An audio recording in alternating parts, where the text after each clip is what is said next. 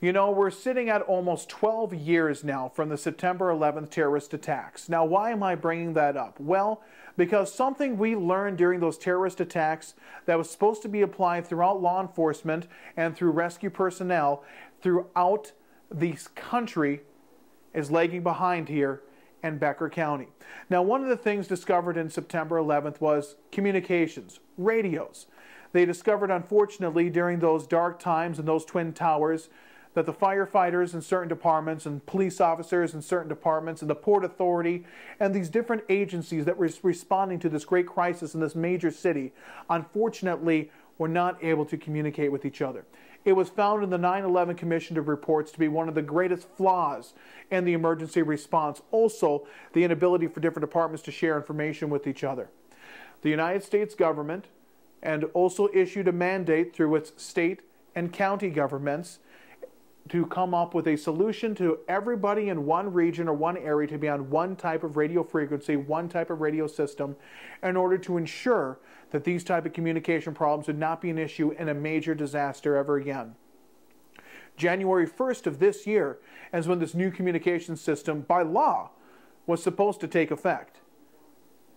And all the counties around Becker County are in on this new radio system, but Becker County is not. And to tell you what kind of problems this is meaning right now for Becker County, as average residents, we're probably not noticing it. And we won't unless there's something, let's say a great huge tragedy like a train derailment that could have toxic chemicals on it. Train derailments have happened in Becker County. Train derailments happen, unfortunately, more often than we'd probably like to think. Or if this spring we have a massive tornado, like what happened in Wadena a few years ago. That's when we're really going to suffer and hurt on this whole radio thing.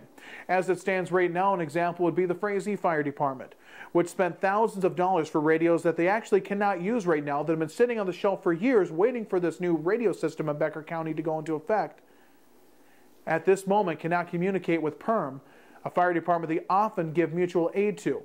They get the call, they arrive on the scene. Once they're on scene, they have to switch radios so both fire departments can talk to each other. I don't think that's a good way to keep the public safe in Becker County. I don't think it's a good way to keep the public safe in northwestern Minnesota. Becker County is one of a handful of counties that has yet to switch. My question is, why? For years, we've known this has been coming, since September 11th. Ever since I moved to Detroit Lakes and began covering county commission meetings back in '06, this was talked about. Why is it 6+ years away from that date, Becker County is the only one of our neighbors that is not on this new radio system? That's a question I think people need to ask. And when I've talked to people in the county, they might switch the radio system now they originally went to. I don't know what that means for fire departments like Frazee that have spent thousands of dollars on radios that, frankly, might never be any good. And I know some antennas need to be built and haven't yet. I don't know all the details to why we're behind schedule, but all I know is this. September 11th happened that many years ago. For almost 10 years plus, this has been known it's going to happen. For 6 years plus, they've had committee meetings on it. And everybody else in this northwestern area, with the exception of Polk County and Becker County, seem to have been able to get this done. What did we miss? What ball did we drop here in Becker County? And why do we do that when public safety should be one of the #1 priorities of local government?